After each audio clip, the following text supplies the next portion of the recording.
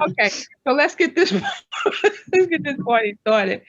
Welcome back, everyone. I hope that you all had a wonderful winter break. From had some time away from meetings, had time to relax and focus on some. You can't hear me? I heard somebody and can't and focused on just self care for yourself. That you had some time to see family either in person or virtually. And most importantly, that you all practice social distance, that you wore your mask and you wash your hands frequently. So what we're going to talk about today is we want to give you an update on where we are with the hybrid. After our last meeting and we presented to the board, we had what I called told the team I called hanging chads, just to make sure that we had something. So I want to share that. Then I want to give you an update on where we are with the Saliva Screener. I want to share with you the COVID dashboard and then answer any questions that you have. At that point in time, we will let those of you who want to leave, and then we'll have a conversation with our medical professionals and anyone else who wants to stay regarding suggestions for revisiting our metrics, and then we'll adjourn. Any questions about the agenda? So I'm going to go through my notes from today's meeting as it relates to the hybrid. Once I've gone through that and I said, and the screener and the dashboard will answer any questions that you may have. I may call on some of the people in the room to also address some of the updates tied to the hybrid plan. So I'm going to start with equity. One of the things that we heard from this group was to have PSAs from our students as it relates to equity. And then another component was the completion of the racial equity analysis tool. So I'm going to ask Dr. LeVar Ammons and or Ms. Harden to quickly give us an update on where we are with that. Yeah, thank you, Dr. Pruitt Adams. With the student public service announcements relative to kind of COVID procedures, we did meet with a total of 13 students prior to the winter break, and those students came up with a few videos via various social media outlets or platforms that really spoke to those 3 W's. So washing your hands, watching your distance, and wearing a mask. We'll be following up this semester to continue those videos and just creating more content around those reminders about just being safe and aware. Also, with the racial equity analysis tool, we did have a pared down version of it that we gave to each one of the subcommittees and those chairs to fill out, to make sure that we're keeping race on the table as we're making decisions around our plans for the hybrid plan. And also there's going to be the actual full version of the racial analysis tool to be filled out for the entire process overall. So that'll be completed for next week. So that's where we are with the equity update. Ms. Harden, did you have anything to add? Nothing really. Thank you, Dr. Ammons. Only to say that, again, for us, and people, really did a great job filling in the shortened version of the tool, and our chairs of our different subcommittees really considered the questions about race being put forward, but this is an ongoing. Race is part of everything we do. So the implementation, there will still be other places where our subcommittee may intervene or help, or definitely have offered assistance to anybody that we can as decisions and we watch the execution of the hybrid plan take place. Thank you. Under instruction, I'm going to call on Mr. Thiem last, because there's quite a bit that falls under instruction. But I do want to say, when it comes to the social emotional portion, that what we heard from this group was plugging kids in to those supports versus letting them opt in. And so in today's update, individual staff have been assigned to either group sessions or schedules created for individual sessions. The students have not been plugged in yet because this is the week for schedule changes. And so once the schedules are changed and the cohort information has been sent out, then we will be able to plug students into those courses. There will be an opportunity for people to just go in. These are the support classes. But most importantly, students will be plugged in. I do want to note that we have kids on site this week in the resource room, the kids who need those extra supports. And starting next week, we will have our Learning Lab students also on site. Wanted to update you on that. Before I turn it over to Chris, I'm going to ask Ms. Francois Blue if you would give your update on where we are with our diverse learners. Did she hear me? She was here.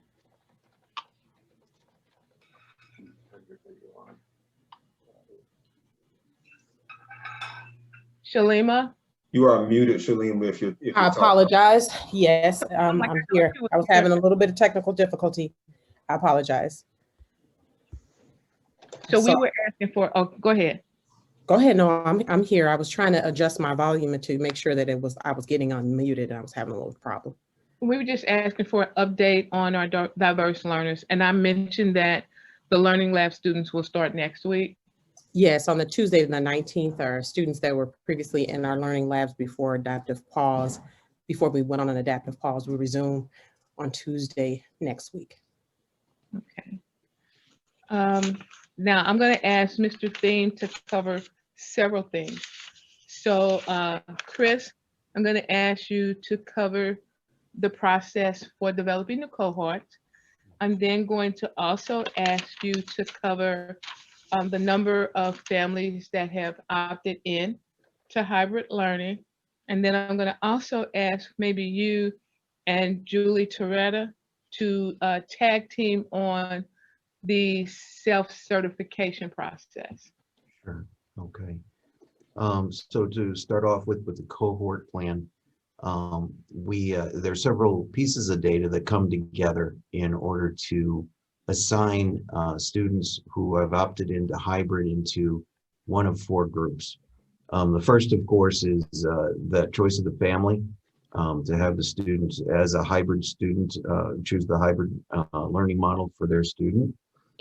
And then what we then do is we take the master schedule, the schedule that students, their own course schedule, and then the list of rooms that are being used as hybrid classrooms with the adjusted capacity amount for each room. All of that information goes to a programming vendor that we've secured who specialized in this and done this for other schools. They run that through an algorithm that then determines the best placement of students within one of the four cohorts. And it then produces a report that tells us optimally where students are placed within these four groups that lead to the least amount of overcapacitization of any of the classrooms. The last turn of the crank, so we had information based on what we had so far, got that over to the programmer. They ran that through, and there were about 27 instances of a student in a class that was over capacity, and it wasn't like any particular room was in question in these 27. What that tells us is that this is manageable. We can look at either the room itself and see if there's any margin for increasing capacity safely in there in conjunction with B&G and their assessment of the location, or if it means something in terms of where that student is placed in the schedule. Any change within the schedule has kind of a ripple effect. So the physical adjustment is the most straightforward and clear. This week, we're going through our schedule changes. So our schedule changing is allowed during the course of this week, ending on Friday. Students can make adjustments to their schedules up until that time.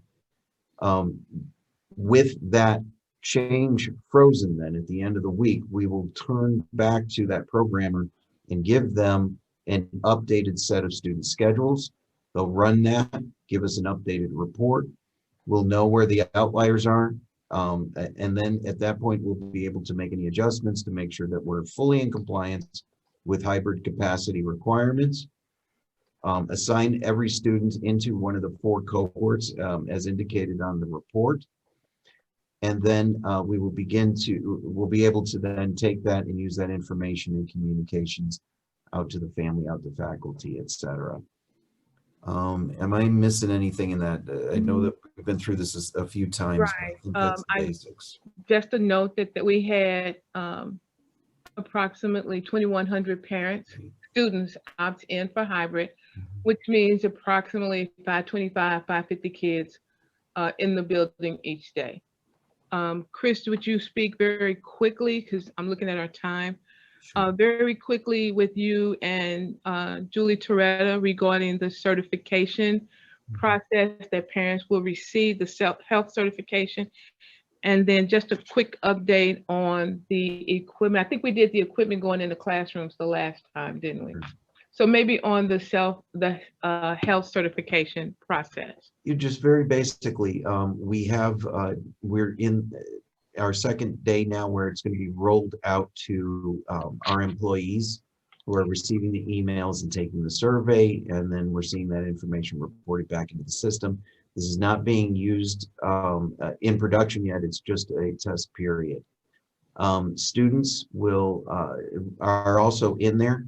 We will be arranging for days of tests prior to the actual hybrid opening. Students would come to the school with a student ID, which would then be scanned and then show that their survey is complete. If it's not completed, their temperature is taken, they're asked the same questions, and their survey is completed through that manner. Yeah, and if you can see my screen, this is what it looks like when you've gone through the process. So I'm going to ask maybe Julie and Dave to speak to the doors that students will come into, what happens when they come in, that's a part of that certification process. Dave, you can take that one. Yeah, hello everybody. So as students, once they get the email and the documentation, the parents will, or the guardian, fill out the form. And then once the student comes into the various doors that'll be open, we're going to scan their ID or their Skyward app. It gives them the authorization to come in with the green check.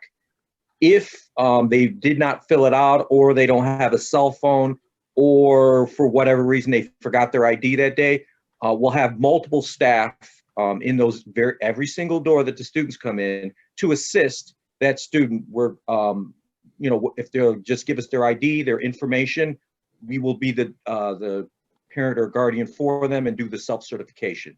This will allow the student to get it in more quickly and get them out of the cold weather.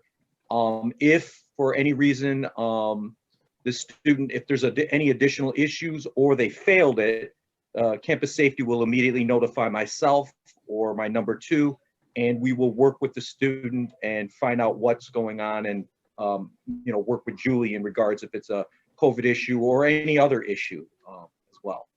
Okay. We're expecting, as the superintendent stated, right around 500 to 550 students, which would bring right around 150 to 175 at each door. With 3 people at each one of those doors, I don't expect it to take too long, although if that certification is not completed, it will slow the process down.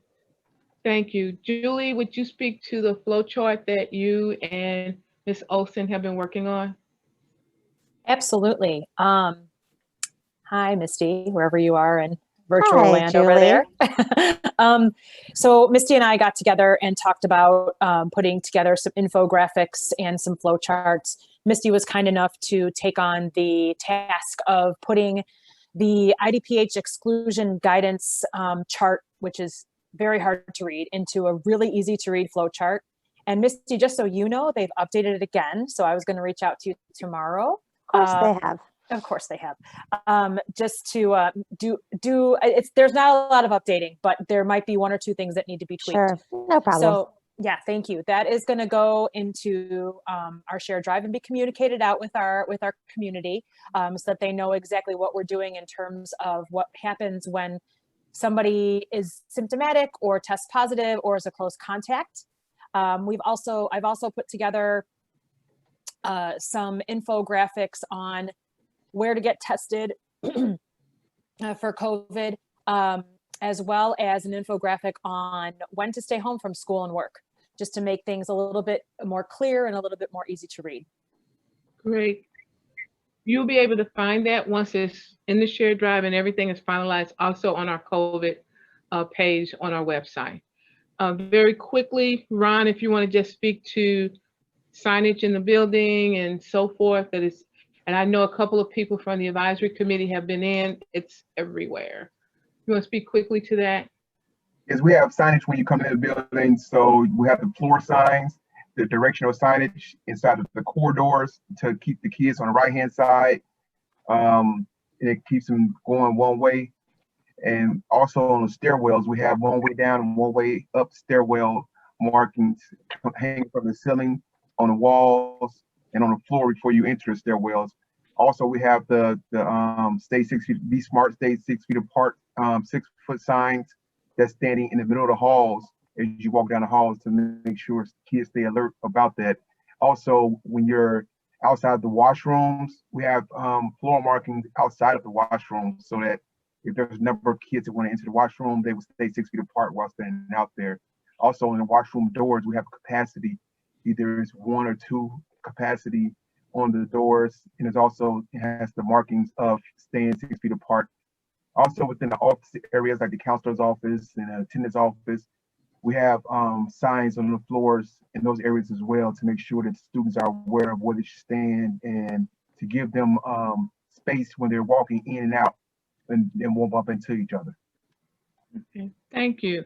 As you know, we've posted on Facebook and several other places in order to have the amount of additional support that we need in terms of hall monitors and classroom monitors. If you know of anyone, send them our way. That's the hybrid plan. I'm going to now transition to the Saliva Screener. And then once she give you all that information, we will open up for questions. So the last time we met, we talked about the district was investigating the saliva screeners. And so we were meeting with representatives from Safeguard, which is a surveillance screener, and representatives from SHIELD, which once approved by the FDA would be a diagnostic screener. We were also approached over winter break by an alum who is also developing a screener, but it was a startup.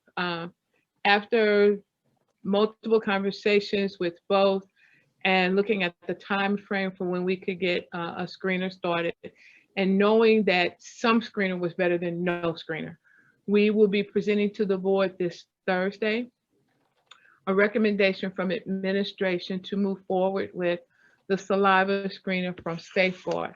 That's the surveillance screener from Loyola University. And so just want to give you a brief update on where we are with that. Once approved, we will be notifying parents of the consent form, although it is mandatory for all students. We will also be notifying our faculty and staff to fill out the consent form to participate in the screener. We are currently working on the logistics of it, and I have a sample kit here. We're going to probably, once the board approves, do a pilot with the administrators who are in the room just to make sure that we've gotten the barcoding down and all of that. As it relates to logistics, we are in the process of looking at how to best gather the samples. Whether we, having kids bring them in and staff bring them in or do them on site. So we're looking at multiple avenues with that. We realize that if we want to bring our kids in as healthy as we possibly can, we want to do the screener prior to them coming on site. So if a student starts on Monday, If they're the O kid, we would have them screen either the Wednesday or the Thursday of the previous week, so that on Friday we could collect all the samples, get those to the lab, and hopefully get them by Friday afternoon, contact families to say whether or not it is safe for their child to come on Monday, and the same thing for staff. Because we also realize that everybody doesn't have equal access to getting to the school, we're looking at the purchasing of 7 what we call drop boxes that will be placed throughout our community in the far southeast part of Oak Park and southwest part of Oak Park. That would be 2. The far south, northeast and northwest part of Oak Park, our main facility, and 2 in River Forest, where we would develop a schedule that families would receive based upon the cohort that their child is in as to the days when they need to drop. That sounds like drop. When they need to submit their samples. We will be sending students home with a month supply of labels and a month supply of tubes. And I will show you the tube. It's a little tube.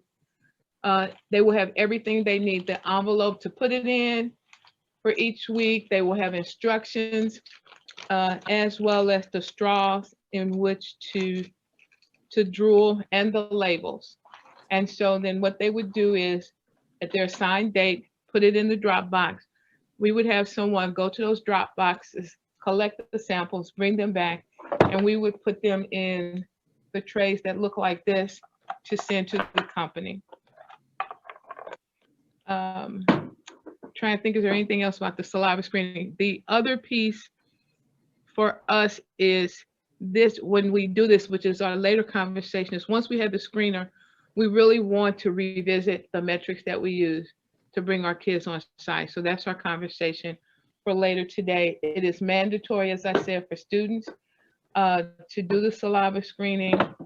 And we're still working logistically on how, when John comes to school on Monday, if he is an O kid, that not only will we know how he screened on the self-certification app, we will also know how John has done on his screener. And if John's screener comes out saying that he is presumptively positive, then John would be sent back home, or would have someone to come and pick him up. Our hope is to, once the board gets this done, then we're working on the logistical things now. We have another meeting tomorrow so that we can get our pilot up and running sometime next week, so that by the week of the 25th, we can get kids in and start to get them screened, and adults in to get their saliva screenings done for the following week. Okay. I'm going to move now to the new COVID dashboard.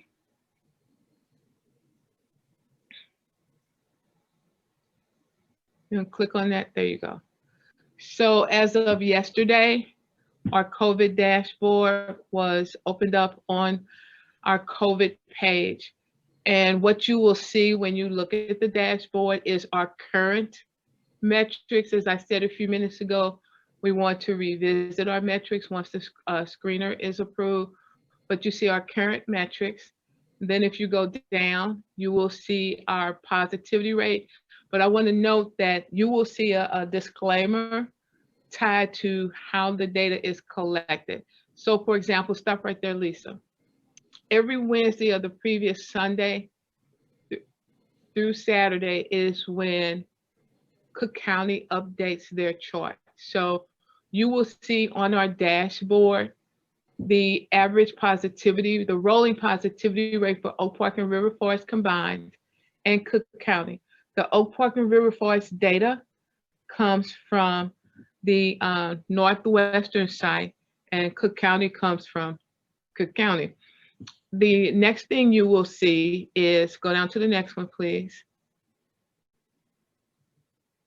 And it also tells you where our current metrics say we should be. And so once we make changes, all of this will change.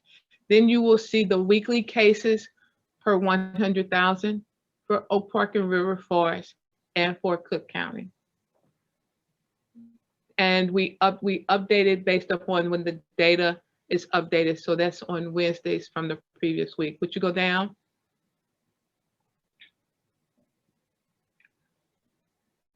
Keep going. The next one is our exclusion summary. And that's the most current data. It will tell you where we are at that point in time. And so right now it shows the positive COVID cases diagnosed on site. And as you see, we have 1. And then the symptomatic people awaiting test results or alternative diagnosis, we have none. Once we get the screener, that will then become presumptive cases. And then the next one is asymptomatic. And those are people in the building who have come in contact with someone. They haven't tested positive, but they are on quarantine because of exposure. And so currently we have 1 person in that category. This has changed every day. And as you can, this is as of last week, January 3rd to the 10th. No, actually, we're going to do this as a weekly count as well. Okay. But this is currently on our website. So you can access that at any point in time. The metrics calculator is not there. We want to talk about that. And based upon our conversation with other schools, and they suggest that you not put the calculator there because then people look at that as when you get to this point, this happens. And what we've continuously said is that's when we start to have the conversation. But this will be there. It's the calculator that's not there. Okay, you can go back to the agenda, Lisa.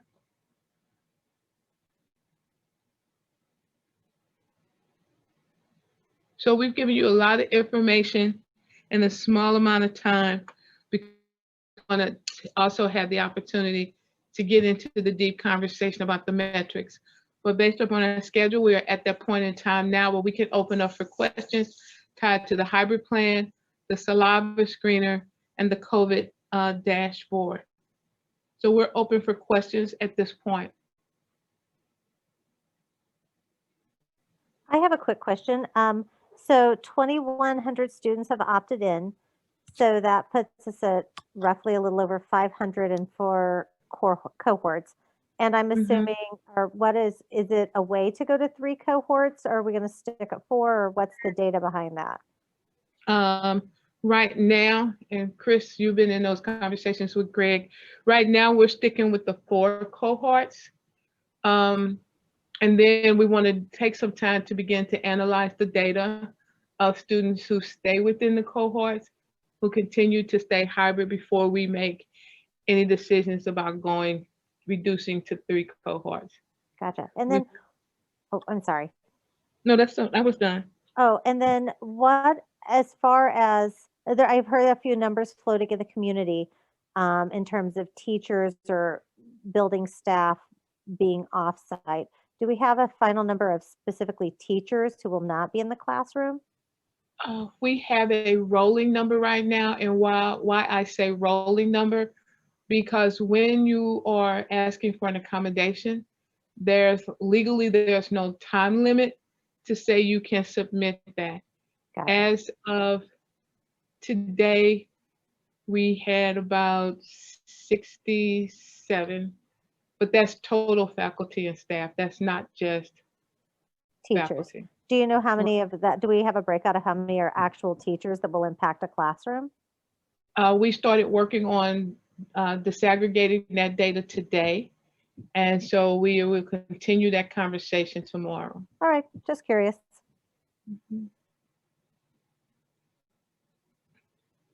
But we do realize that parents will want to know which teachers will be remote and which teachers will be on site. We recognize that.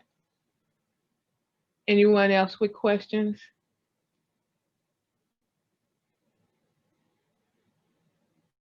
Okay, that either means it was as clear as mud and everybody is confused, or we did a really good job of explaining it. Okay, If there are no questions, then I will say to those of you who want to leave, feel free to do so. We'll see you again next month. To those who are on the medical professionals group, we ask that you stay. If you're a medical professional who is assigned to another group, please stay. And anyone else who wants to just stay and listen to the conversation.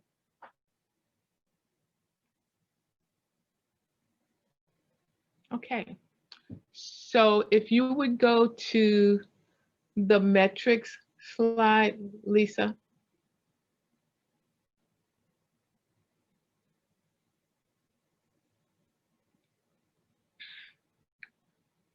Oh, no. First go to, this is the new recommendation. Go to the chart that's on the dashboard for a minute, please.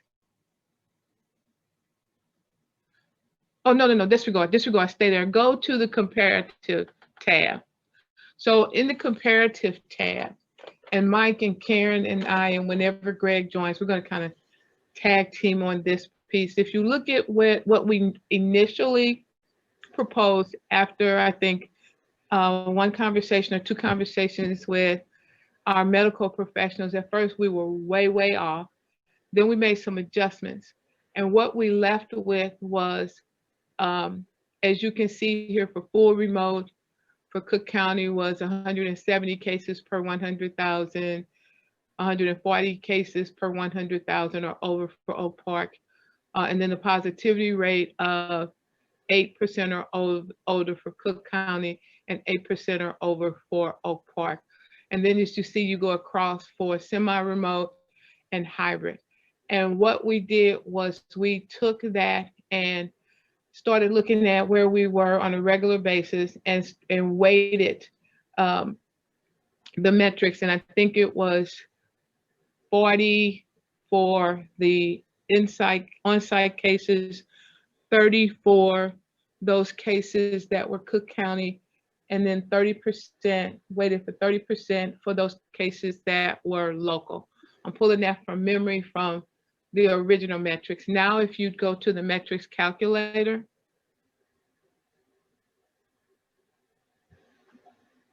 that's the next tab. Yeah. This is what we are proposing to have a discussion about to see if we're anywhere near.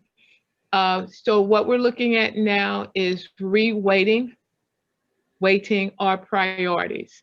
And so priority one, which is on-site within the school, we're looking at the number of cases that are actually on-site, the number of epidemiologically linked cases.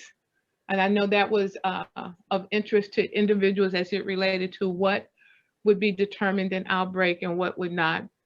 And then the presumptive positive cases as a result from the saliva screener. And we suggested making that 80%, which is something we want to discuss. And then priority two would be the Oak Park and River Forest zip codes, the new cases per 100,000 and the positivity rate. And then under priority three, weighted at 10%, Cook County, the cases were per 100,000 and the positivity rate. And reading a recent article from Harvard University through a multi-grouped discussion, the name just went out of my head. Shoot. But it was Schools Pathway to Zero recommendations for dealing with the pandemic as it relates to community spread. And in that it talks about putting the bulk of the weight on bringing kids back into school safely should be done really looking at the cases on site because of the transmission rate could be better. So what we did, we put in today's stats for those things we had just to see where we would be with what we had. Initially, we were only waiting the, I'll get to that. So what we put in right now, we have one case on site. because, and we have no cases currently that are epidemiologically linked. And because we don't have the screener yet, there's no data to go into the presumptive positive cases. We do realize that if when we put this in, that you are presumptive, once you test positive, then you would move up to a different category. Under priority 2, as you can see, as of today, or the last notion that we got on January 11th, there were 293 cases per 100,000 in Oak Park and River Forest zip codes with a positivity rate of 8%. And then the same for Cook County was 302 cases per 100,000 and a positivity rate of 9.9. With the new rate, that would put us in a partial hybrid as of today, which is technically what we have because we have our resource kids on site. And next week we will have our learning lab kids on site. We looked at the weightedness based upon the information that we have received. So for example, I'm going to speak to what's in the full remote column. And so we're looking at cases, more than 10 cases in our building. And those are cases that would not be epidemiologically connected. And then we looked at either greater than or equal to 5 if it related to those that were epidemiologically connected, because 5 or more cases would result in an outbreak. The difference between the two is you could have 5 cases spread throughout the building that are not connected and not have to go into an adaptive response, adaptive pause. But if you have those cases, 5 or more that are connected, you would have to take an adaptive, we would have to take an adaptive pause. Based upon my conversation with the companies that were doing particularly Safeguard, with the companies tied to the screener, if at any point in time our positivity rate based upon students identified or staff identified to truly have COVID based upon our screener hits 1%, we need to start having that conversation about if we're going to shift from full hybrid to partial hybrid to remote. All of these are conversation starters. That's one of the reasons it was suggested that we should not post the calculator on the website, because it almost says this is lockstep. This is what is going to happen, when it's really conversation starters. We left the numbers for Oak Park and River Forest positivity rate and cases per 100,000 the same. We want to discuss that today. And then we left them the same for Cook County. Did I miss anything so far, Mike, Karen? Nope, I don't think so. Okay. So this is where we really want to really tap into the knowledge and have some discussion with our medical professionals tied to what we're proposing. You think we're on track or off track with the weightedness? We don't know. So this is now open for discussion. You can, I share with you our thinking, and this is open to everyone, not just the medical professionals, but anyone who has questions that our medical professionals may also be able to answer. We do believe, I'll say this and I'll shut up, that having the screener will actually help to lower the transmission rate, not just in school, but also, I was asked the question, is that 1% positivity rate per cohort or campus? The information I received from Dr. Campbell, and I didn't ask that specifically, we just talked about 1% overall, but I will verify that. Dr. Adam? Yes. So that 1%, it'd be very interesting to hear what Dr. Campbell has to say about how they arrived at that less than 1%. So with our cohort of, what do we have, 2,100 students? So that puts us less than 20. That's not bad, but I'm just curious about that. The other part of this metric that the new dashboard looks beautiful. Those are great graphics. The reality is if we're weighting these metrics for county and local prevalence and positivity rates so low, I'm curious why we have them so prominently displayed, because Cook County metrics are not going to fall into our threshold anytime, I think, during the semester. And we were very close to falling under those metrics around December 27th, and we're about 2.5 to 3-fold that level now. So I realize you said it's very misleading to not have the calculator, or it could be confusing to have the calculator on there, but to prominently display those metrics for local and county, I think are equally misleading. So that's one of the reasons we wanted to adjust the weightedness. As I said in my conversations with other superintendents, either locally, in Oak Park and River Forest and surrounding area, they're not totally disregarding that. And I hear what you're saying, but they do want people to know that. And I understand what you're also saying about misleading, because some of the questions we get, they say, well, Cook County is at 8%. How can we even think about going back to school? Absolutely. Right. But what we said was, you don't have to have all of them true to return to school. These are conversation starters. And what, we lowered the weight. Maybe that needs to be lowered again. But people who are emailing me are like, well, this is what that said. So for example, the other day we said, this is where we are with Oak Park and River Forest, and somebody came back, but that's not Cook County. So I hear you, and hopefully this group can help us determine what should be here. I do want to answer one question that came in the chat very quickly.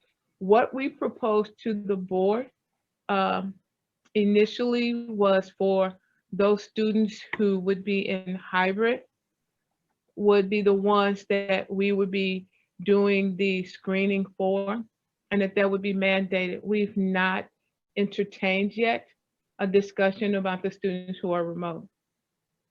That may come up Thursday, but what the recommendation we're making to the board for the 2,200 per week is tied to students and staff who will be on site. Mr. Yamashita, I didn't know if you had something. I guess I'm still concerned that you already have faced the questions about how confusing having this so prominently displayed. It was in the reopening graphic the whole time. This new graphic is once again very, very nicely done, but it's even more prominent. And the reality is that in large part, looking at this calculator, those metrics are ignored. So I've just the Saliva Screener is not, but I just want to clarify. I worked with our web guy and my communications person in doing the layout of the web page. And this was definitely part of the discussion. The fact is the board has not approved the Saliva Screener yet. So on the first day back of second semester, we wanted to go with the metrics that we have been using, that we have published, and that's why it's laid out that way. Once we shift to these, we are planning to change the layout. And I think the thing that will be listed at the top is the school data. So Karen, for minimizing confusion, could this new graphic have been held back until you have the board meeting? Because the understanding is that they are going to approve this. We have the financial resources. There's been general agreement by the board to go and look at this. So we kind of think we know they're going to approve it. I'm just kind of curious why we so prominently displayed this graphic, when in fact, if you look at New Trier's site, they started out with these graphics. Those have now disappeared from their website. So right, because they have several months of on-site surveillance testing data, and they are leaning very heavily on that. We don't have any data. I will correct you on that, Karen. This happened when they first started this in November. So I'm just curious why we did this and you're already facing some of the confusion. So, Yeah. Well, we'll I get mean, to a quite, good quite spot, but I'm honestly, just- like we were getting a lot of emails to get a dashboard like this Yeah. up, and I was getting ready to say Yeah. that so, when you're in our position, you're also in a catch-22. We hear you about the confusion. We acknowledge that. But a day doesn't go by that we don't get a question about where's the dashboard, where's the dashboard, where's the dashboard. So we felt since we started on the dashboard prior to winter break, putting something up was better than having nothing up. And I know that I when got you. I just think you've caused more confusion than you actually needed to, since you needed to wait 4 or 5 days extra. That's all. yeah, you make a good 4 or point. 5 And what- days is a lifetime for some of our constituents. what we will have to do is when we change it, when we make those changes, because the reality is there has to be a system of how this communicated. It's communicated in layers. And so once this is done, then and we post the new information, the updated information to include the screener, then we have to be deliberate in how we explain and clarify. And for those who are listening in on this, we've been wrestling with this since the start, because IDPH and IBSE, or Illinois ISBE, and Cook County Health had not made any considerations as testing became more available, any guidance that would give the schools that had the ability to use testing a different set of metrics, so that they didn't have to have this confusion in the public. So, just to make sure everyone understands where this came from, this is the best we had. Okay, I'm going to, somebody's asking a question. Okay, Dr. Weber. And then I think someone else, Dr. Hines, has a question in the chat. Yeah, I don't want to interrupt the flow, but I think you asked for feedback. I think in general, I'm more satisfied where we're at now. I think the group knows there's still a lot that we don't know, even with, I'm sure, great due diligence in terms of looking at the testing platform. We're not going to know how perfectly these things perform, relative to the vendors' expectations. But what I like here is we put a stake in the ground. We're prioritizing the most local epidemiology. Might there be some warts in those numbers? Sure, as there are across Cook County and as there are for the, for the village and elsewhere.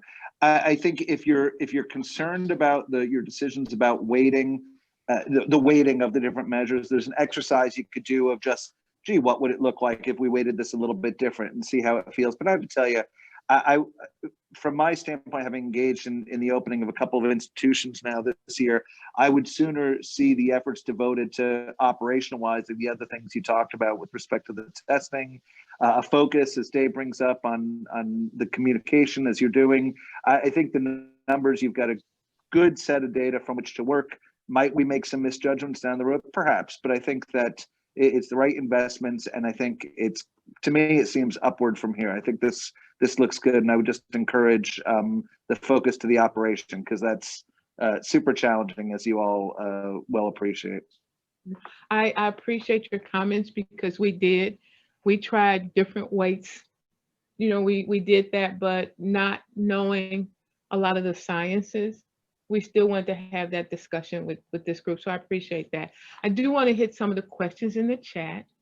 Dr. Hines asked, will someone keep track of students and staff who were positive in the past so they avoid testing again?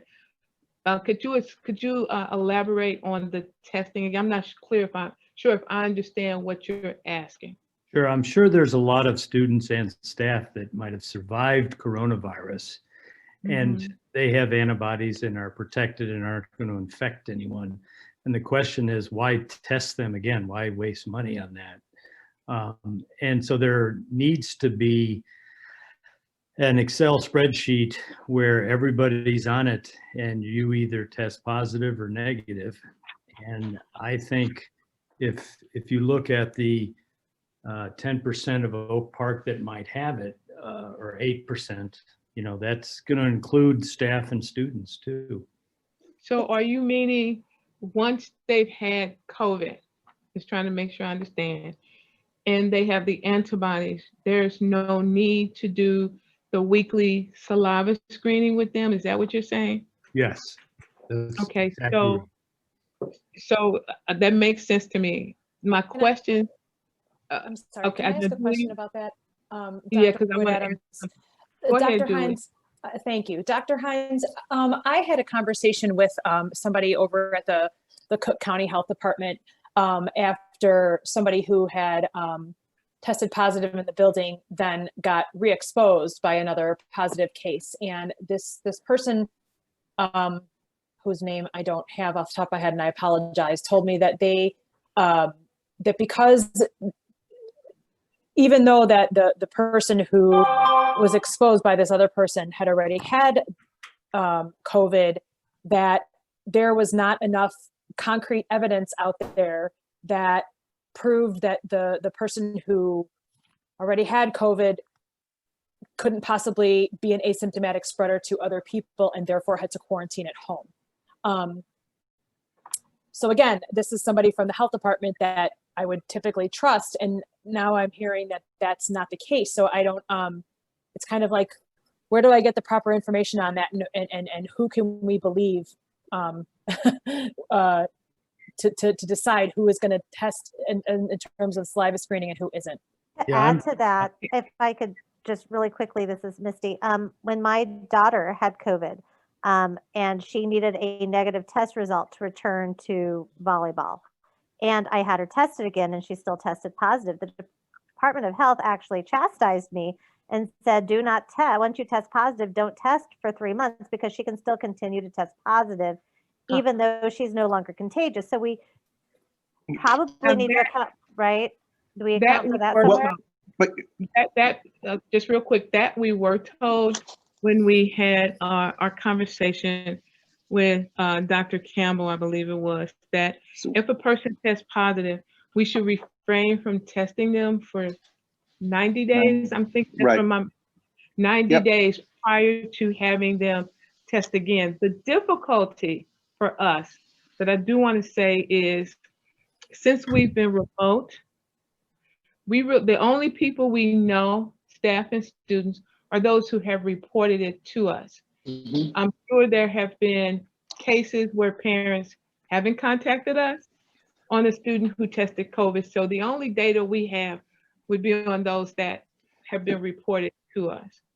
Dr. Weber, even the comments that were just made are actually could be reconciled, and I'd concede that it is confusing. But yeah, Dr. Hines is of course spot on, and that feedback about repeated testing of folks within 90 days is apt to give you a false positive, and they're more likely to be or persistent positive or false positive, and they're more likely to be protected. I for one would stop short then of encouraging anyone to go out and get antibody testing, because that can add another level of complexity. But to go back to the person who just raised the issue, and maybe Dr. Hines will agree or not, but if we had somebody in that circumstance who had an exposure, so somebody who had COVID maybe 30 days ago and had an exposure, they would still be put into quarantine according to the Department of Public Health for the reasons that were said, that they could still acquire and carry. So I'd acknowledge it's incredibly complicated, even for folks who do this, full time for a living. But I would just add into what Dave said, that Dr. Hines said that retesting folks within 90 days, and especially if the vendor is telling you that, they know more than we do about their test performance, but it is confusing. The repeat test picks up dead virus, and so they're not thought to be infectious.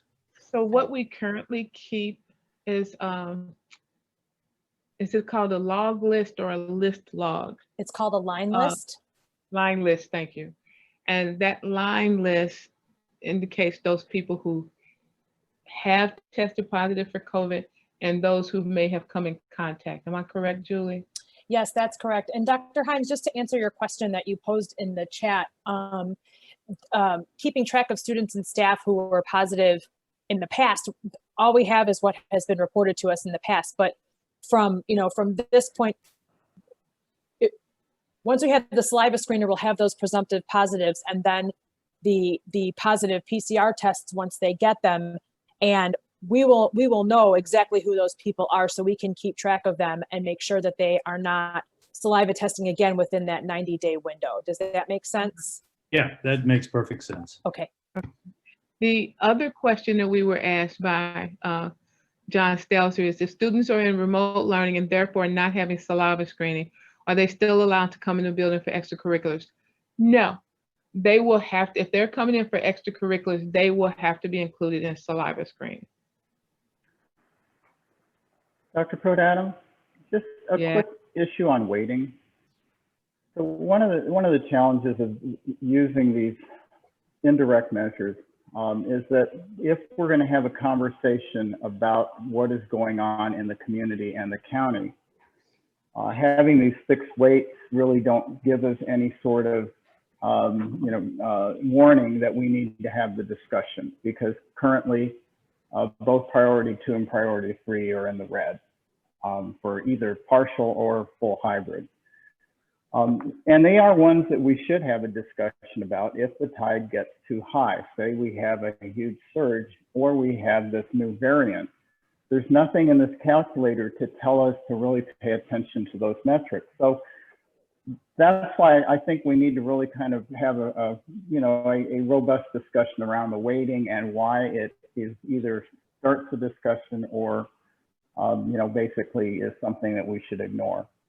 So that's why we put this on the list for discussion today, so we could talk about the weightiness. That article that I read, that I mentioned, speaks to addressing community spread and the weightedness that you put to each. We want to have that discussion. However, I would, and based upon my conversation with, I'm going to say Dr. Campbell about this, I asked him, I said, Dr. Campbell, once we had the screener, should we stop looking at community spread? He said, no, you should not. You should change the weight. And the reason you should not stop looking at community spread was twofold. So for example, if community spread is off the chart, yet our saliva screening says we're good to go, we could still be in school. Certainly. And vice versa. If our saliva screening is off the chart and community spread is down, that raises a red flag for us that we might have to go into an adaptive pause. And so that's why we put this in here, to have the discussion about weightedness. But I have to be honest, I would be apprehensive about totally, and I know that's not what you're saying, I would be apprehensive about totally only focusing on the screener. I didn't say that, Dr. No, Prodadam. you did. That's what I said. No, you didn't say that. Because I will say two things that are missing. Okay. We have students who have habitus, social and family habitus in the Austin neighborhood. That is a fact. We have families that are what in the Austin neighborhood? We have students who have family and friends in Austin. Right.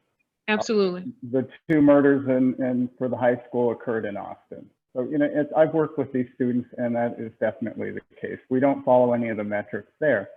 Chicago is basically like the worst case. Those neighborhoods are the high end of Cook County. We also had a discussion about what was going on with the zip codes where our teachers reside. That is not on here. Those are all important discussions, but they don't necessarily drive the decisions. So, to be complete, we should be looking at those things too. But once again, what's going on, what's occurring on our campus is clearly, with the weighting that you put here, the priority, and I think that's very appropriate. I have a quick question, if there's not a follow-up to that. It's Misty. Sorry, it's Misty. So I know, obviously, the numbers that we're seeing on the spreadsheet are subject to change, if I'm understanding it correctly. If the saliva screening gets passed, we would revisit this.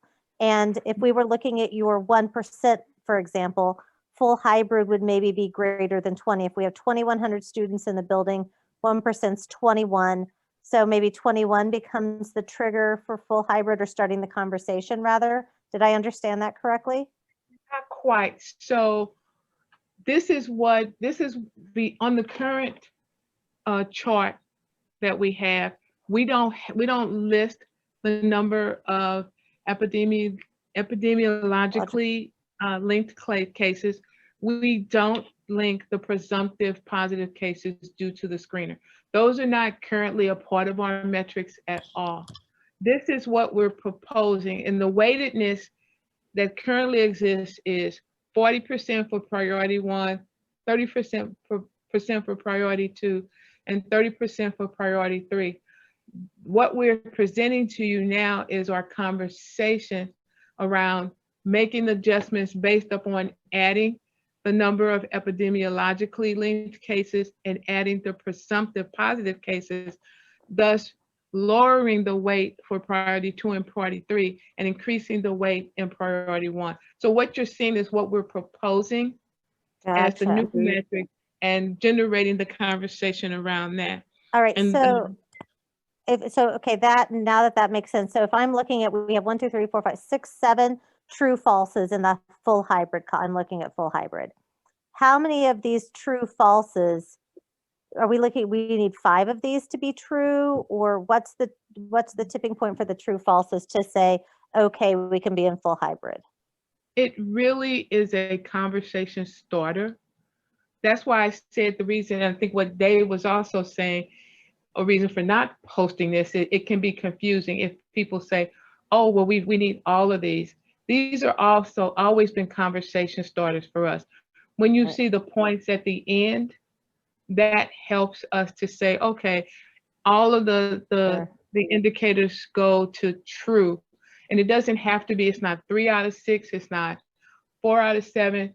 It's where you start to have the conversation. But what helps is to have the greater weightedness on the things that happen on campus versus what's happening in Cook County and what's happening in the community. Gotcha, that makes sense. So then I guess for me, 6, to have 6 students trigger, 6 students is like, less than like what, 0.5% or something? That still seems like a really, really low number to start the conversation of 6 actual non-connected cases. That seems really tricky, especially if we're saliva screening kids. We find out that they're presumptive positive and they never even step foot in the building, right? If they're presumptive positive and then move to being positive, then that number changes. But that you're getting to the point of this conversation for today is, are these numbers really the numbers that will get us in school? Yeah, I mean, I'm not a doctor. So I mean, as a layperson, it seems very, very challenging. It seems, I mean, if we were to take this lens and apply it anytime retroactively back to August, even when our numbers were super low, would we have ever been in school to date? With the new numbers we have, with the numbers we're proposing, if we had the screener, probably. Before those 2 things. So I'm trying to. And I know that that's not something, if we haven't done the work, we can't necessarily do that on the back of the envelope, but that would be, I mean, I think the first litmus test to say, would these numbers have ever put us back in school? Even look at before things got crazy high, like after 4th of July or what of that, even going back to last March. That would be one question. The second question I would have is, I know the Glenbrook, North and South, and in the New Trier, who's had saliva testing for a while. With your connections to superintendents, do we have any idea what kind of internal thresholds that they're looking at? Because I think they've had pretty high community positivity rates, but the kids have, with the exception, I think, of a smaller window, have pretty much remained in school with their kind of saliva testing. So I'm wondering if we can glean anything from the schools who have been doing this, what thresholds they're working with.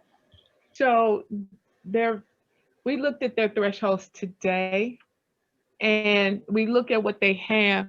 But in my conversations with them for Glenbrook, I've not been able to get theirs. I don't know what theirs are. When you look at Stevenson and a couple of others, they don't list this part, when we looked at New Trier, we looked at their numbers, but their numbers too are the start of conversation. They're not the definitive. When you hit 4 out of the 7 or 4 out of the 8, then you close. So that's, you know, we have a conversation again. We talk every Monday. And so I don't know that yet. I'm just saying, I don't know. Right now it's conversation starters. Our hope is though that if we put enough weightedness on the on-site cases, that gets us in schools a lot sooner than later. No, I totally agree. I think that that's 100% true. I think what's happening in our school, again, as a non-medical person, and anyone can tell me to shut up, but those numbers to me, off the cuff, based on what I know, seem low, like hard to achieve. 6, 5. The outbreak number of 5 makes perfect sense, but 6 seems challenging. So when you say, I'm looking at your message and I'm looking at Ms. Anderson's response, if these kids tested positive before they entered school, so if we have them take the test the week before they are scheduled to come in, then we would not allow them to come in at that time. Right. So yeah, but if they never even enter the building, the likelihood of spread and the concern seems to be even less, right? Right, that was my point from the comment. Right, the number of cases for us, so those number of cases that are in school, that would not be kids who tested positive and hadn't come into the building yet. But once they enter the building, then that does become a concern for us. I'm a little confused. I had thought that presumptive positive cases, that's based on the screener, and then once we get a confirmed diagnosis, then they would move to the number of cases. Right. But that's what I was saying. The presumptive cases would be kids we screened. It wouldn't be those kids who never came on campus before. But if we screened them and they tested positive and they never came on campus but tested positive, they would still move up to that positive line item, but yet they would have never been on campus. But so should they be counted? Right, but if they tested for hybrid, we can't allow them on campus. Oh, no, I totally agree with that. But then they get counted as one of the 6. So even though they tested, they were positive and they're not allowed on school, they're still counted in that 6 number of positive cases. And then that would affect the conversation, right, of switching out of we can revisit that. I hear what you're saying. We can revisit that. That we can revisit. So let me be clear. The priority 1 number of cases in school is all directly related to testing now versus self-reported cases, which had been the previous criteria for that. Once we start screening. Okay. They would still be self-reported though after their PCR, like, right? Right, but I do want to say this. And I'm just going to speak about staff now. The staff had the option to consent to being screened. So that does not stop a person who may have said, I really don't want to do the screener. If they test positive and they report to us and are off campus, they would fall into this number. They would fall into this number. The same would be, John Stelzer asked me earlier about, the students who participate in extracurricular activities. Would they have to be screened? To be on campus, they would need to be screened. They may be remote and only on campus for extracurricular activities. If they test positive, they would fall into this number. That's my thinking. But that's just my thinking. I want to hit some of the questions. If we need to come back to this, we can, but our questions are building up in the chat. So JP, you asked a question. Sorry, can you clarify this for me as a coach? Families have been told that they may participate in, I'm trying to get to it. Families have been told they may participate in sports, and we're not saying they can't, but they need to be screened if they're going to come on site. That's just another level. I think maybe JP, you're asking how the testing will happen for them. I would assume we would assign them to a day to drop off their samples, and then they would drop them in the Dropbox, just like the Right. on-site students do. And we could make sure that the coaches know, we get a list from the coaches what kids are participating. If they are in hybrid, then there's no need to retest them. Just those that are remote participating. Does that help? Okay. Then Dr. Weber, and I haven't forgotten, we'll come back to the others. One could argue that this is the problem of the rolling all the metrics into one answer that might lead people to think that it is that simple. Is that having all of these listed? Is that what you mean, Dr. Weber? He had to hop off. There's a later note that he had to get on a call. I think he's just saying this is a very complicated, complex decision. It says, in reality, if the school numbers were sky high and community was low, we'd probably act similarly. That is correct. If the school's number were low and the community were sky high, we might also act. That is true. And that's what I was trying to say, based upon the reason we shouldn't totally get away from that. And I know that's not what was said. Mike Sofer said the goal of the numbers is to indicate whether it is safe to return. Yes. So the plan should be focused on figuring out what is safe and should not consider whether the numbers mean we be hybrid or not. That's the notion, which is one of the reasons, Mike, you hit the nail on the head of not putting the calculator on the website, because people will get focused specifically on those numbers. And it's really about looking at what's going to bring us in safely based upon the metrics. Did that help answer your question? So I sort of, and I don't know if my Wi-Fi is working right now, because my wife's also on a Zoom call for her school, but my question is more, there's a lot of talk about, would these metrics mean that we would be back or would not be back? If we use these metrics, would that have indicated that we would have been back at any point last semester? And I'm curious about that too, but I don't think that, good night, sweetie. I don't think that should be part of, right? Like that's not really part of or relevant, right? It should be, what is the right data point for us to be at in terms of making sure that we can do this safely? And whether that, I mean, because if we just want to say we want to create a system where we're back, then there's no point in having metrics at all, and we should just open up tomorrow and hope for the best, right? That was what my question was at. I hear you, but I do think we have to look at, I don't think we can without metrics. Because I can't predict what's truly safe. I think the science kind of helps to do that.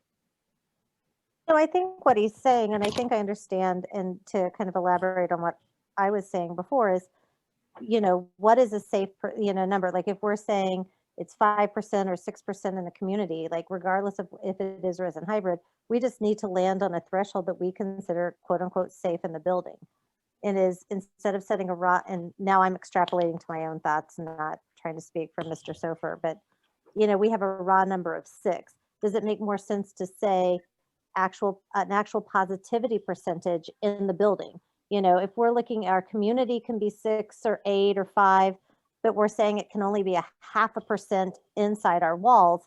Is the 0.5% safe? Is that too conservative? Could we just say 2% in the building or something along those lines? And I would defer that to the doctors, but should we be assigning a percentage to our school positivity rate as opposed to a singular number?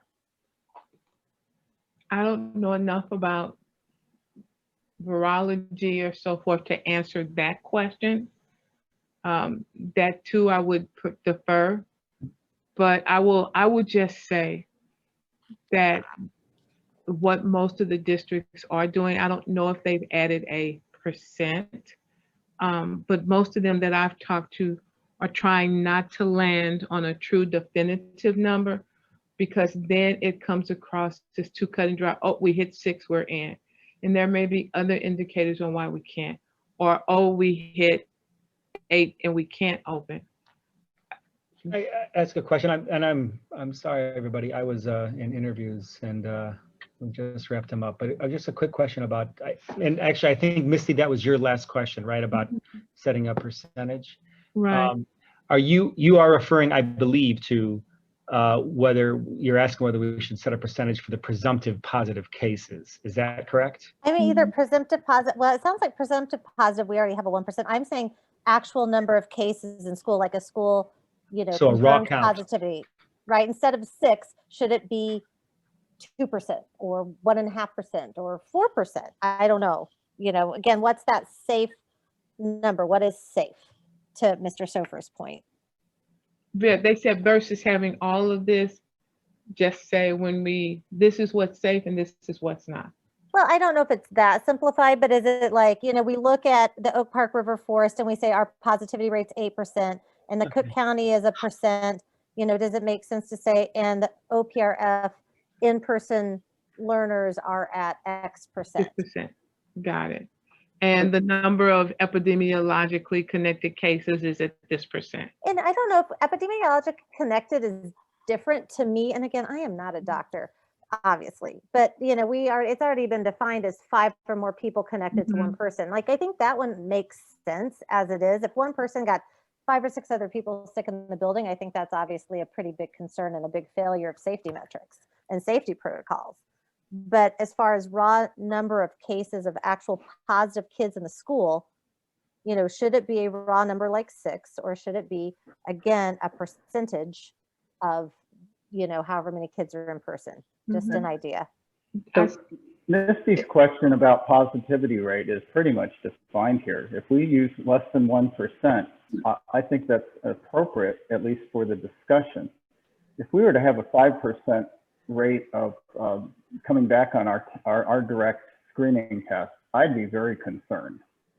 So when we talk about the community metrics, these are an artificial construct, basically estimating the risk that someone coming through your door would potentially be infected, and in the worst case scenario, asymptomatically. That's the best we had when we didn't have testing available. So a lot of this was based on you know, definitions that were developed in March and April. And we've wrestled with this because when we had the ability to do testing, we said those are important, but what we really are interested in is what comes in our door, because that's what we have to deal with. That's what our mitigation steps, like distancing, masking, ventilation, are designed to try to mitigate. So if something does come in our door, we take care of it. So it's like a leaky basement, we put a membrane around it. If we do get a leak, we have the tools to clean it up before it causes damage or harm. That's the rationale that I think our group has worked on. And I think we're moving in the right direction. And you know, Misty's point is good, is that what percentage you want to go. I think setting it fairly low on what we actually test is a good idea. It's not a hard and fast, we stop or start, but it's definitely something where we need to take a look at it and have a real honest, objective discussion. We look at those cases that are linked.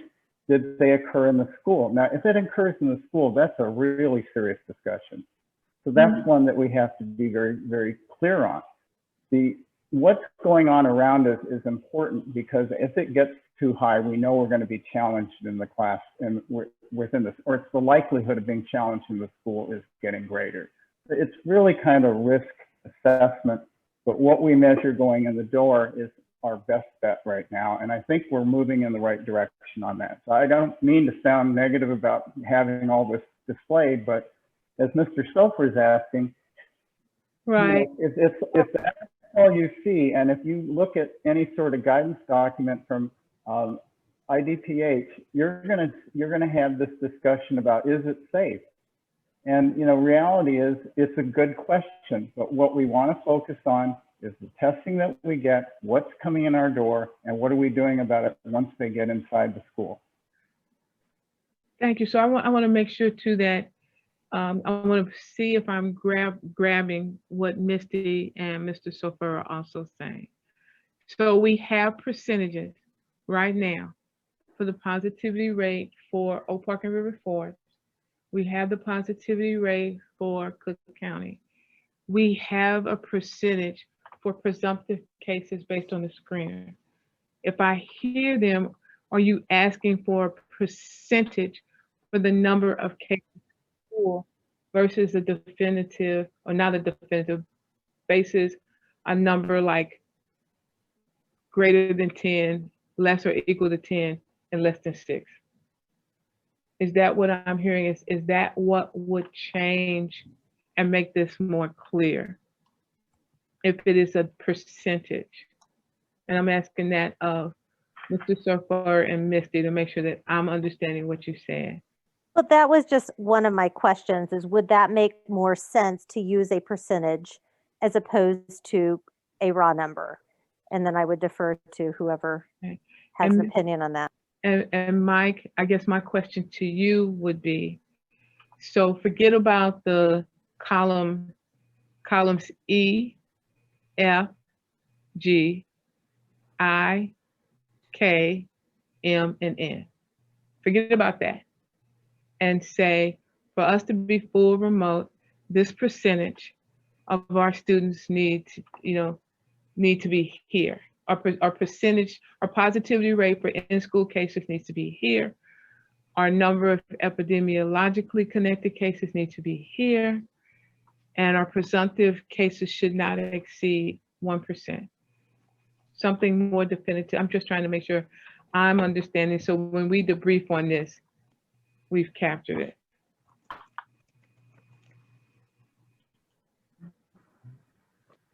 So I just, whatever the numbers are, I think is out of I'm a history teacher, right? So it's kind of out of my realm. I just think that like whatever, we should figure out what the numbers are that mean it's safe or it's not. And whether we're back or not should depend only on safety, because otherwise it's just arbitrary, right? And we're doing that. That's all. Okay. And I Can I just interject I'm not sure. Hold on one second, Karen. I want to add what Jennifer Anderson, I think it was her, said, that instead of cases in school, if we could say positive cases, just break it down, and these are the number of positive cases we have. That way, when you move from presumptive to positive. Confirm, so I would say confirm positive cases. Mm-hmm. And I was going to say something regarding Mr. Sofer, that it's always our goal to try to determine what's safe, but people's perception of what's safe will probably not be in alignment. Even if we land on what we know will get our kids and staff in school safely, there are going to be some who say, I'm not sure. And that's part of the fear of what we're going through right now. So. And that's part of what I was going to speak to too, is that when you say is the number that's safe, there's wide discrepancy about those numbers. So in the reading that we've done, and in fact in the Harvard article that Dr. Pruitt-Adams referenced, what makes it safe is the multi-layered approach. It's not just based on one number. It's based on social distancing, on masking, on hand hygiene, on saliva screening.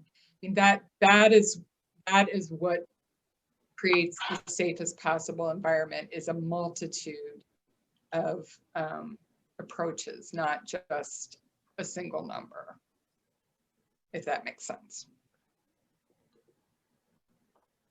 And that absolutely makes sense. That's what we've been, I think we've put in front of the school itself, and certainly the advisory board has said that we are going to do layers and layers, and that's what's been advised by various entities. So that's exactly correct. Dave, you asked you made another comment. I can't seem to get my chat box open right now. The back open so I could read it specifically. It was something due to time. Jen had asked whether or not we could convert the presumptive cases to become positive cases to add to the number of cases in school. Right. This is a weekly snapshot. The timeline for getting one of our positive screener tests into a diagnostic test may take up to a week. So I'm not sure where we assign these numbers once we get a result later than that week. So our goal is to report weekly, but I hear what you're saying. It's about the timing of when that information comes in. Right, and the number in school can also be a little bit lagging depending on, how long it's been since someone got a test and the result. And, so I think it's okay to keep them in separate buckets. Whether we move a screener test or case into confirmed in school, I think maybe that's where we have to be a little bit careful. Those numbers could be a little more overwhelming, but right now I think keeping them separate is good because we're just defining a given week, and that's at least guiding our thinking process for discussion or decision. I think that's a good place to keep it right now. I think for me, David, it was just the phrase "in school." Like it's because we don't know that they're actually in school at that time. So I was just trying to think if we just remove that phrase, and the confirmed cases are, those that are self-reported, maybe from people who didn't go through the screening process but became positive another way, and those who took our screening tool and then took a diagnostic to confirm that. So worth thinking about a little bit more, but yeah, there's a couple of scenarios there. So do you see what's in here? I think that's, if I heard you correctly, it's been changed to confirm positive cases, which would then incorporate the presumptive cases and any other cases that we may get from people who choose not to go through the screener. Is that, it just captures it all? Is that right? Right. I think that works because if they're in our presumptive positive cases, it's going to take a little bit of time before they get confirmed. So if we're looking at a weekly snapshot, I don't think it's going to overweight these cases. So yeah, that kind of makes sense. So this is not, this is not cumulative. It's week by week. If I'm reading that correctly, I hope I'm not assuming too much.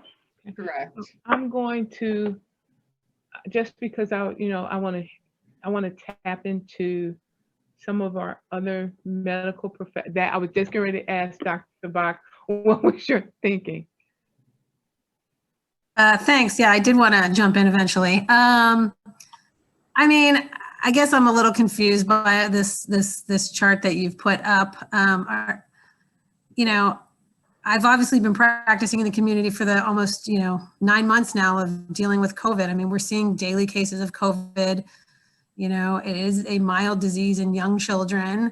I've seen high school students, no one's in school, so the vast majority of these children are getting COVID, not in the school building. The data supports that nationally in Europe, New York City, around the country. So, as a point to, I think what Mr. Sofer was saying earlier is that, I think maybe I'm wrong, and maybe, I think the majority of the families I see, and I see a lot of parents, and everybody wants their kids in school. Clearly 2,100 families have said, I want my student in the building. So these families are willing to take the risk to send their child to school. And I think we all realize that by wearing a mask, hand hygiene, doing the distancing, all the things that you've all put into place, you can enter the building, it can be run safely. The majority of the people who get COVID are probably getting COVID in their family gatherings, at parties, on the weekends. If the teachers are getting it, it's not from the students giving it to the teachers, it's from their behaviors outside of the school. I work in a small office. I have about 15 employees, and we see COVID patients unbeknownst to us. There's people coming in and out of the office who've had COVID and have exposed all of us. We wear masks, we wash our hands, and not one person has had COVID in my office this entire time. And I think that's a testament to the fact that my staff is also extremely careful outside of the office. So, my feeling is, and I guess I'm sort of a big picture person and not a tiny number person, but when I see 6 kids, you can't have more than 6 people in the building who get COVID in a school of 3,900. You're probably going to have 3 kids on a hockey team that are going to have COVID at the same time. I mean, that's not that they didn't get COVID in the school. And those kids, yes, they need to be excluded, And the other thing with the testing that everybody's pushing is, testing is great if you test them on a Wednesday, and then they show up on Monday, but that doesn't mean they didn't get COVID on Saturday or Sunday. So I'm not a huge proponent of the screening because I feel like those tests are at one point in time. I see plenty of patients where you test them on a Friday, then they develop congestion fever 2 days later, and then they test positive 2 days later. So, you know, a 5-day lag time doesn't really tell you anything except for they were negative 5 days ago. You're putting a lot of eggs in a basket. Yes, I guess it'll tell you about asymptomatic prevalence in the community. But, you know, I guess I'm still confused as to the whole point of all these conversations. Are we going to put the kids in school and do hybrid learning? Or are we just going to keep pushing this out, pushing this out, pushing this out? Because at this point, you know, I'm sort of the assumption that these kids will never go back to school. And as a parent and a pediatrician in the community, I'm pretty darn frustrated. So confirmed positive cases to 1 versus 2. Not quite sure. So we'll go back to that. So I think the balance for us is, you know, I hear you, and everything I've read talks about the rate of transmission that does or does not take place in school. So I agree with you on that. I think there's what we also are trying to find a balance to is, you know, and I heard you say the adults will not really get it from the kids in school. They'll get it from whatever they're doing outside of school. Our goal, though, is to, and I'm not saying that that's not what this group is saying, is to really try to make sure with the screener that there's another layer of mitigation in place that helps to reduce community spread, that will also lower the level of anxiety that exists for some of our staff and for some of our parents who have opted to not send their kids for fear of transmittal. The number of 6, I hear you. That's not, we can change that at any point in time. That's an indicator. That's one of the things we want to discuss today and see if that is a good number, if that's not a good number. But 6 does not mean that when we hit 6 under full, and that's true, that, you know, if we have more than 6 kids with it, that we won't open. That's not what we're saying. And if that's part of the confusion, we need to address that. But that's truly not what we were saying, that if we hit 6 kids, then we will not open. This is the whole conversation piece. Sorry, Dr. Downs. I hear you. I want to say to this group, and then I hope you can see that we are working to get our kids in the building. We know the frustration. We also understand that remote learning or even hybrid learning is not what, you know, classroom looked like pre-COVID. So I don't want anyone to think we're not trying to get our kids in school. That's why we carved out so much time today to have this discussion, so that when we leave, we have something that we as a group believe will get our kids and our staff in our building safely. So I know there's a different stance between getting kids in and also doing the screener. But we're trying to find that balance of mitigation and level of different levels tied to getting them in safely. Well, where is, I mean, at some point, and I guess, you know, and maybe again, like where is the pushback from all the teachers that this is not safe? I actually had a teacher from D97 who's a parent tell me today that, you know, teachers didn't take this, you know, as a doctor, we took this job signing up for our deaths. And as teachers, you know, they can't go back in the building because they didn't sign up to die in their, you know, in their job. I mean, I find that offensive because I don't think any doctor or nurse who goes to their job every day signed up to be in medicine because we were willing to die for our jobs. Nobody's dying. You know, these teachers are, you know, again, if they have an underlying condition, if they're concerned, I mean, I guess that's fine. But assuming they're a young, healthy adult, you know, I don't think we're asking them to go to work and die. You know, everybody's wearing a mask, we're washing hands, we're social distancing, we're staying. And then my second question, which is totally off topic, would be, where does the vaccine come into play for all of these, you know, teachers? Is it going to be mandated? Because if they choose not to vaccinate, then... We've just started having the conversations with the village about vaccinations. I know that Ms. Harden is just now having conversations from the union level, the state union level, about vaccinations. And so we're still gathering that information. I will say that what I've been told is we won't be at the point of the educators getting it here until sometime in February. But once that's in place, that's another layer we have to have a conversation about. I don't know enough right now to have come into this meeting and put that information out.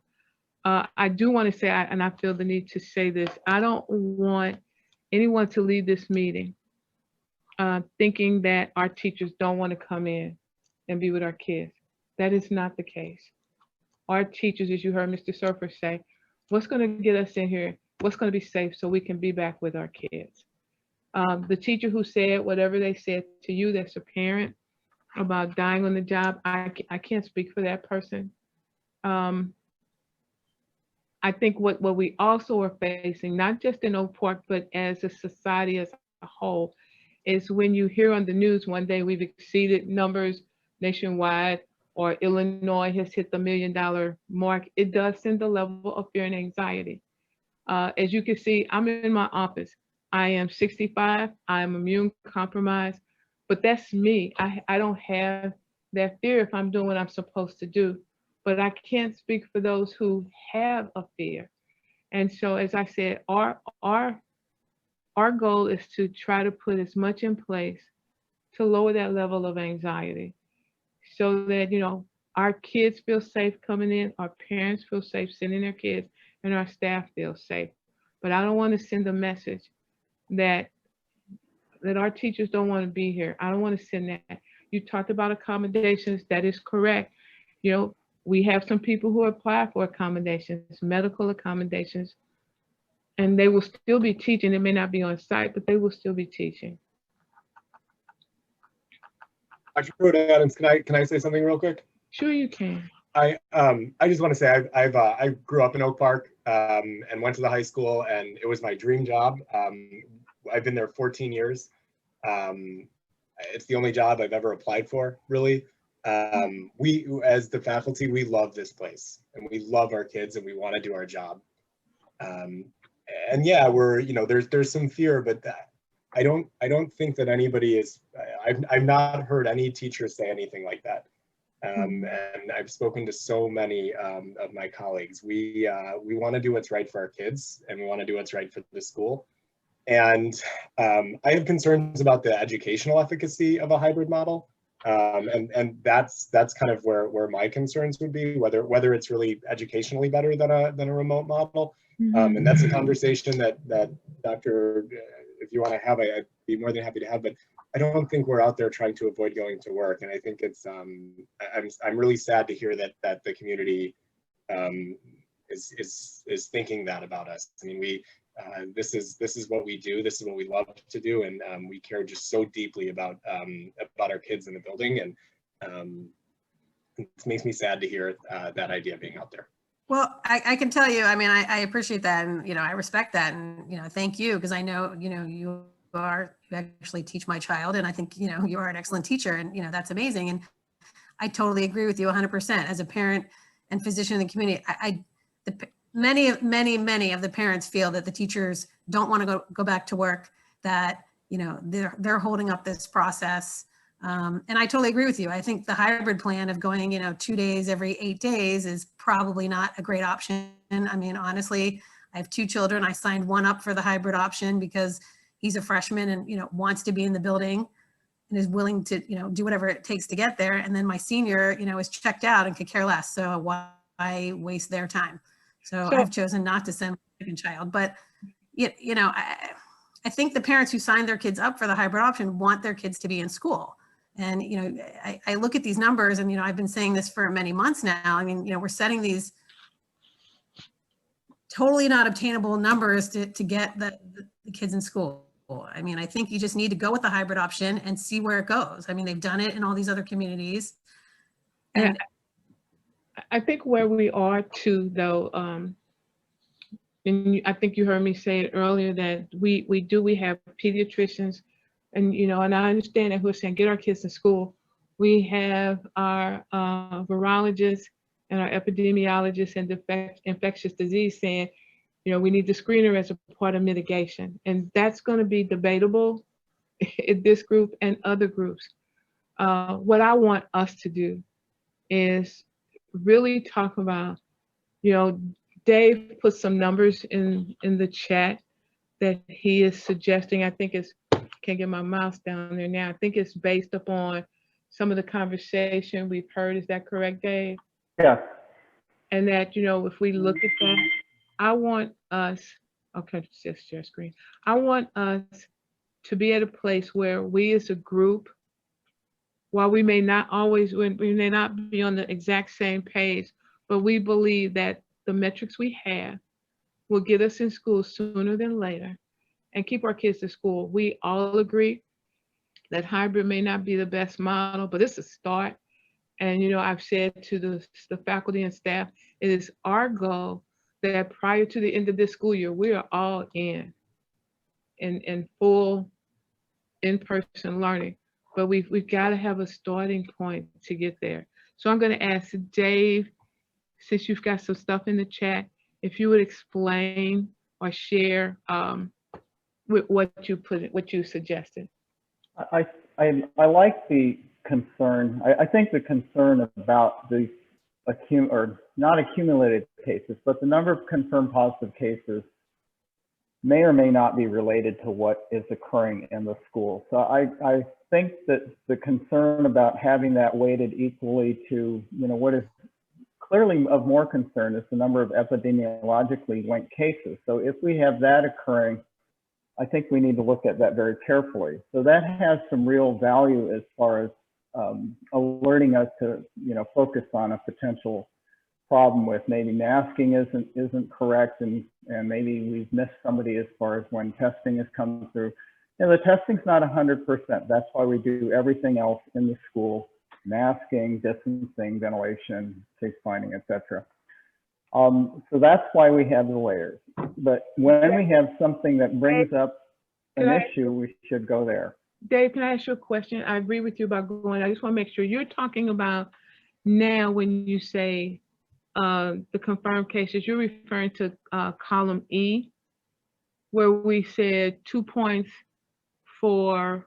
Yeah, I decreased the weight there because it's not necessarily it could have cases that are not directly related to the school. It's one that we need to pay attention to, but I don't think it is as important as what we get out of our testing. The epidemiologic link cases we need to pay attention to. So, right, we weighted that with a 4, and I'm just trying to make sure I'm capturing. The epidemiologically linked are 2, because we felt that. So you're saying that should be weighted heavier than confirmed positive cases. I think presumptive positive cases is basically our testing results. So that should carry a pretty strong weight. So that could go to 5, and maybe confirmed positive cases goes to 1.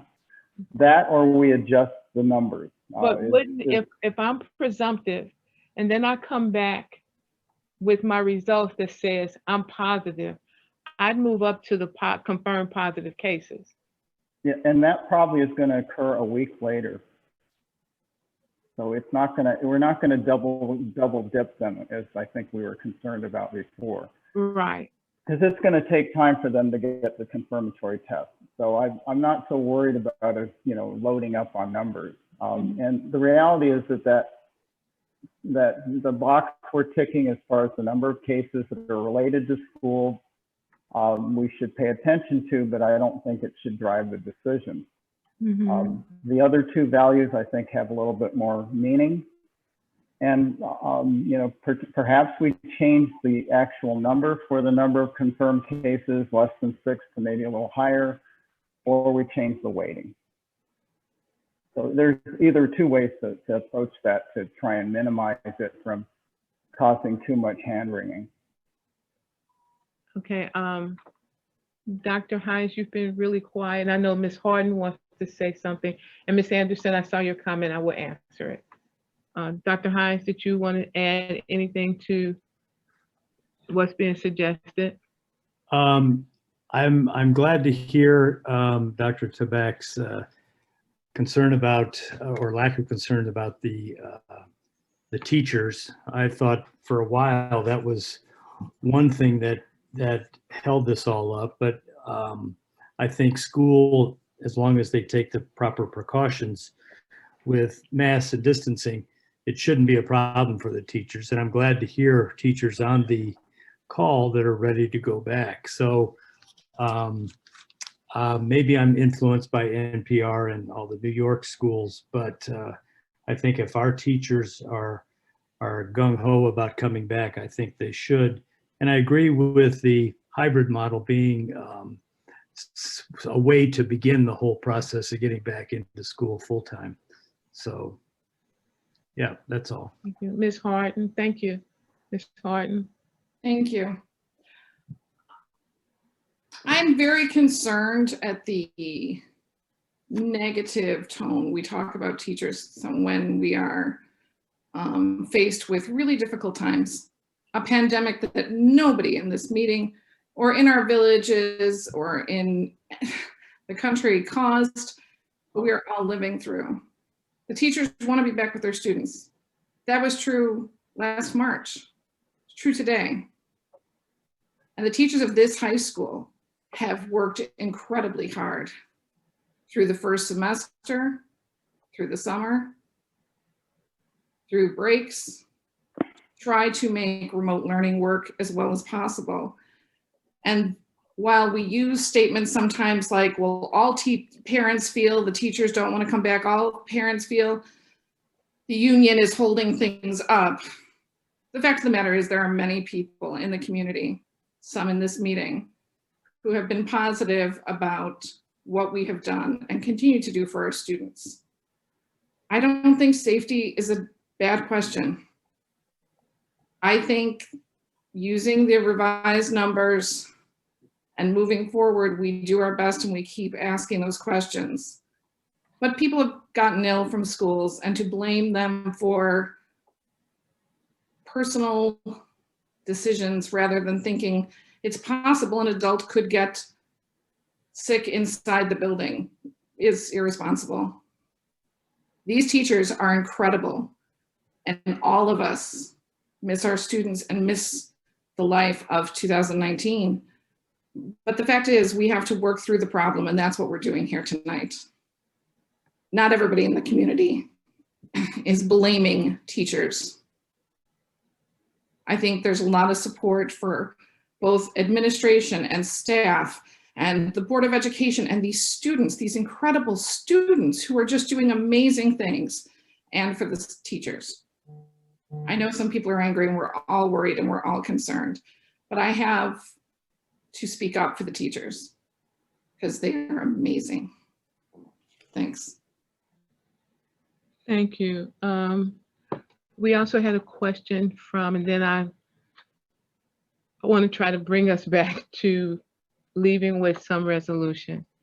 So one of the questions asked from Jennifer Anderson is, when we gain approval of testing on Thursday, how long will it take to implement? When I was speaking to the screening earlier, and I may have said it very quickly and it was not heard, we will immediately start to send out the forms on Friday for consent. Even though it's mandatory for kids, we still have a consent form. We will also send that out to faculty and staff. We will start the pilot the next week, which is those of us in administration doing the screening, so they can make sure that the machine is reading what we send, the barcoding and all of that. What they've told us is the earliest we can start the screening of staff and kids is the week of the 25th. And so we will start that cycle sometime then. We don't know the exact date at this point in time, but that's what we've been told by the company. We're still in the logistical phases of getting the drop boxes because we do want to be considerate of our families who can't get here. We're still looking at the logistical pieces, but they've told us the week of the 25th. Okay, can I didn't want to derail any conversation, but I just wanted to give you a few lessons learned because we implemented saliva testing last week at Northern Illinois University. And so just a few things that our vendor didn't really prepare us for when we went live. And one is that, you know, I know that you know that students aren't able to eat or drink, or they shouldn't eat or drink an hour before they roll into the tube, but they should also stay away from anything colored. So a colored sports drink or a Jolly Rancher, if they even had it 2 hours before, it will taint the sample. And especially if, since the students are doing the samples at home and won't be observed, I think that'll be important. And then the other thing is that, you know, we are doing observed sampling, but there are a fair amount of students who are unable to produce the sample and or may not provide enough. And then when we get the results back, it comes back in an undetermined status. And we were surprised at how many of those undetermined responses we got back. And so you just need to accommodate maybe for an extra testing for those students that they might come back inconclusive. That's great to know. What they told us was if they have so many inconclusives, there's a point when they then run it through the, I want to make sure the RT lamp or whatever, the PCR machine. They run it through that when you get so many inconclusives on a particular child. I don't know if what you're using, are you using a straw to help to spit?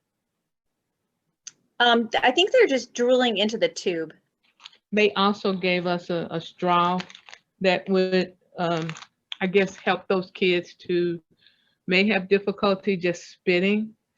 But they did tell us about the eating, the drinking, no gum, those types of things. And that will also be included in the information when we send it out to our parents. But that I'm glad you brought that back to the forefront for us. It is almost 8 o'clock, and I just really want to go around and see where we are. Thank you, Dr. Trebek, for that. There are a couple of things I'll read since I've been reading the other items in the chat. From Dave, he says, a great perspective on teachers. The 34% return to school number in the August survey was surprisingly high. When there are more questions than answers about safety, it may take, his take on the time was professional and dedicated to their profession and students. Thank you for that. Dr. Tabak says she did not mean to imply that the teachers were not amazing. She agrees that OPRF has excellent teachers. She just wanted to state that she did not feel that with masking and distance measures in place, she believes the teachers will be safe in school. Data from around the world supports this. We need to push forward for the hybrid option to occur so that we can develop a comfort level with in-person learning again. In addition, she hopes that the teachers will be willing to get vaccinated when available. I feel this is very safe and effective. Thank you for that. I just want to go around and see what I heard today. I heard, I don't know if it was Dr. Weber or Dr. Hines who said, I feel like we're on a good track with this. I've heard we may want to revisit the number of confirmed cases on site. We did change the language to confirmed cases. I think we were good with the number of epidemiologically linked cases. I think we were good with the presumptive cases being at the percentage. We talked about a percentage for confirmed cases versus a definitive number. And I also heard the weightedness with regards to column E.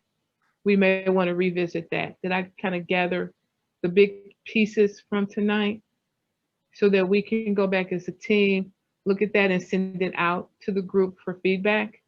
Or am I missing something?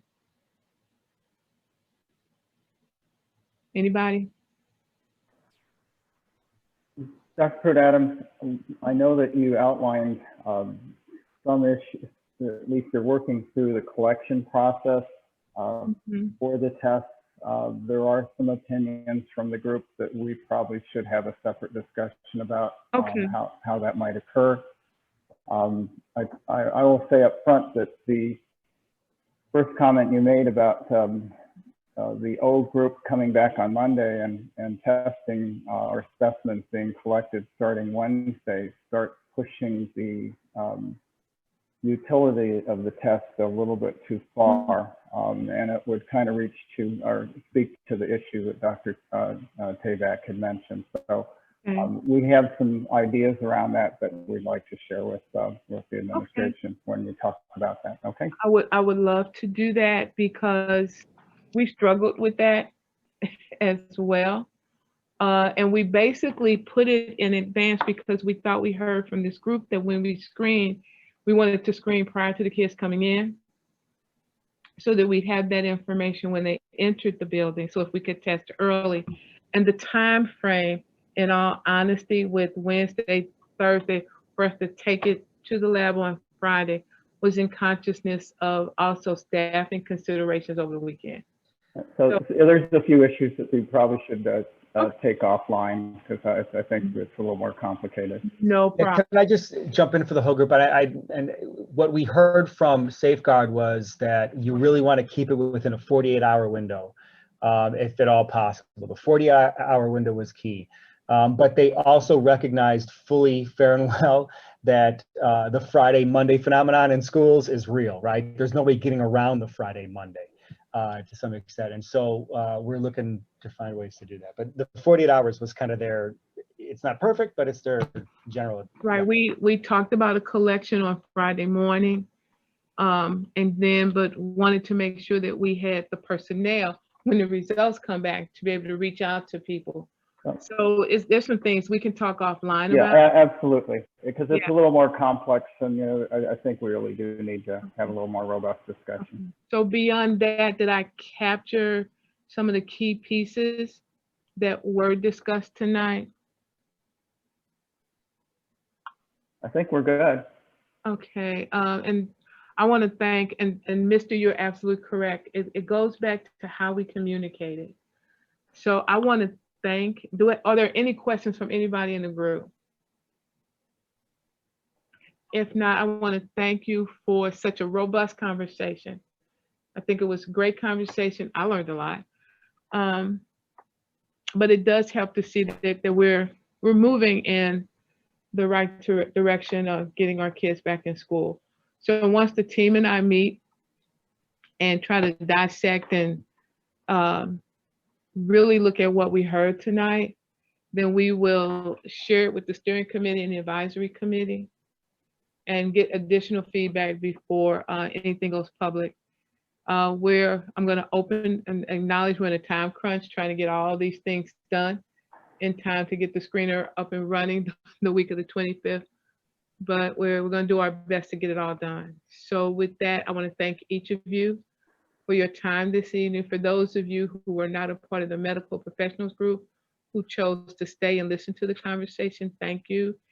If you have any questions that resonate for you or any ideas that resonate for you after this meeting, do not hesitate to email them to me.